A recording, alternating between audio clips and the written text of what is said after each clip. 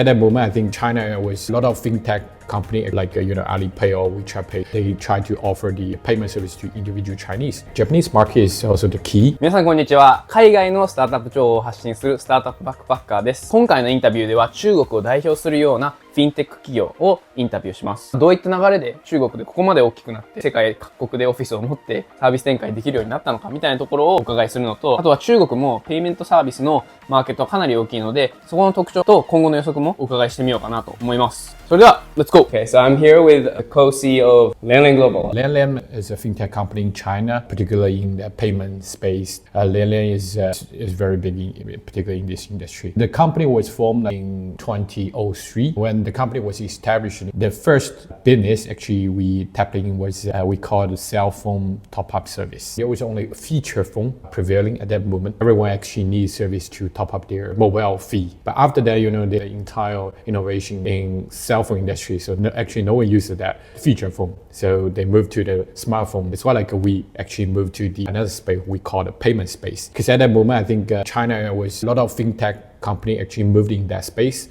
like Alipay or WeChat Pay. So they try to offer the payment service to individual Chinese. We chose to serve B-type clients. At least at the moment, I think a lot of online payments, especially in the P2B space, actually are facilitated by LianLian. So at the moment, I think we are simply in the domestic payment space. And then, we had qualification approved by these two regulators on the cross-border payment space. So with that qualification, we are able to help facilitate the cross-border payment. In 2014, some foreign company actually reached out to LianLian to see whether we are able to provide a China overseas corridor payment service. Some companies like Airbnb or Uber, they used our rail to distribute the payments to the automated beneficiaries in China. In 2015, we made our own decision to expand our global network. We started to set up our office in overseas, like Hong Kong, United States, Singapore, and the UK.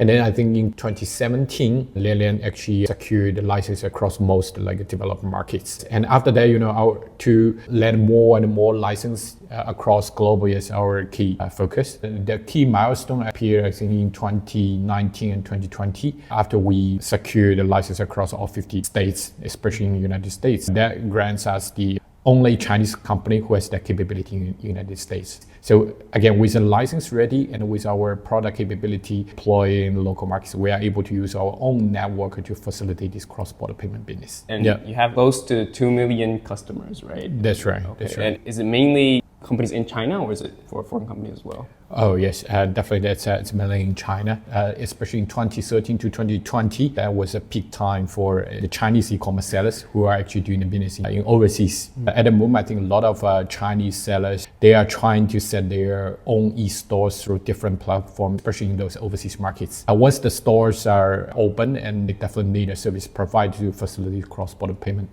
service. So that's why LianLian actually step in and help them to facilitate these cross-border payments. This is my image, but I know that the B2B payment market is very, very competitive in China. I would love to know the current market landscape for what's them as differentiator. I think license is the key. We used to say that license is the key fundamental for the payment companies.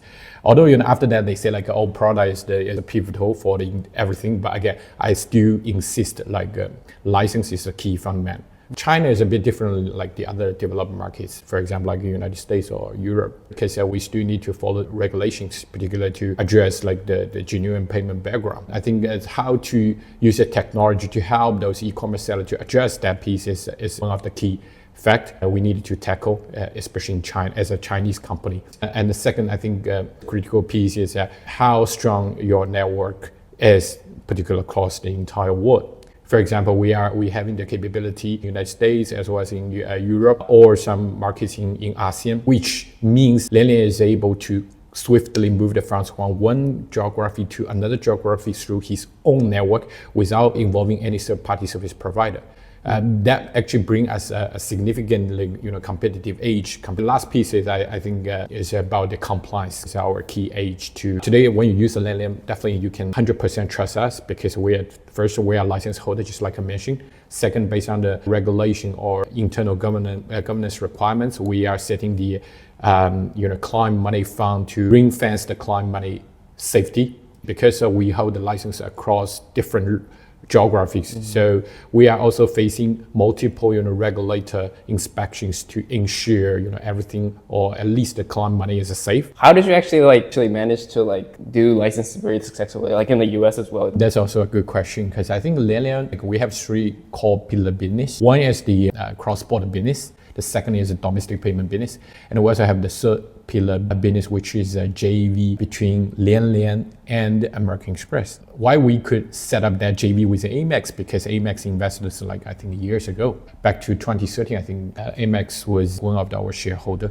We actually learned a lot from that. With that, we're already on that relationship with Amex in United States. So I can't use that very easy, but it's literally a facility those jobs to get our license landed across all the 50 states. I think this type of business is I believe is fully welcomed by the United States. They need some quality goods with competitive pricing. What would be the future goals for LianLian? We are insist to invest more in our payment space. That's our main strength. We're gonna have more license across different geographies. Our goal is to make cross-border payment not that difficult, and hopefully we can give a domestic payment experience to our clients who actually are doing the cross-border payments. How do you see a Japanese market for LianLian? I think first of all, I think Japanese market is also the key. At least this year, based on macroeconomic data, Japan is recently recovering from the economic crisis. I think it happened 30 years ago. And those well-known platforms like Rakuten, for example, I think Rakuten, they are also very famous and well-known in Japan and or in other ASEAN markets. So Chinese sellers, they are also target to open their stores, those Japanese e-marketplace. We actually had a partnership built 4 or 5 years ago with a local company called QBC. We built a partnership with that company who actually help us to commencing or onboarding potential clients in Japan. And this year, I think we are trying to shift more resource in this particular market. I see. And not because of that, the overall macroeconomics, but also this increasing trend of that e-commerce space. We are looking forward to build up more a partnership with especially with some local Japanese entrepreneurs who are either they have, for example, they have import needs from China or they have export needs to China. So we are also trying to just onboard more Japanese, e-market platforms and help them to reach out to their potential sellers in China. Feel free to reach out us. I see. Yeah, and maybe you finish off with. Oh yes, that's our mascot. I think that's also. I hope in the future once you see this lovely mascot, just remember LianLian just beside you and who are able to support this cross-border payment business. Awesome. Yeah, it's super cute. Thank you so much, Tim. It was great. Thank you. お疲れ様です。今回も面白かったですね。このサービスはかなり積極的に海外を見ていて、面白かったのが、インタビューでもおっしゃってたんですけど、もちろんそのインターフェースとかシステムの使いやすさも最近は大事だと言われてるけど、やはりその認証をいかに許可をたくさん取ってビジネス展開していくかみたいなところが、金融スペース、フィンテックでは非常に重要だというようなところが学びだったのかなと思います。実際に中国にいると、かなりいろんなペイメントの、QR コードを読み取ってペイメントとか、本当に何でもモバイルで支払いするような体験を中国にいるとできるんですけど、かなりペイメント周りは使いやすさとか、速さとか、そういった意味でも、私も中国にいた時、すごいなと思うようなところがたくさんあったので、そういった分野もかなり中国は進んでいて、フィンテックのそういうペイメントのソリューションとか、本当に私たちの生活のベースとなるような技術なので、今後も発展が見込まれると思いますし、日本でもそういった支払いのサービスだとか、そういったところの利便性とかはどんどん上がっていくんだろうなと思うので、そういった世界的なその変化も非常に注目かなと思います。はい、今回のような面白い世界のスタートアップ情報をどんどん今後も流していきますので、チャンネル登録といいね、コメントぜひお願いします。皆さんありがとうございました。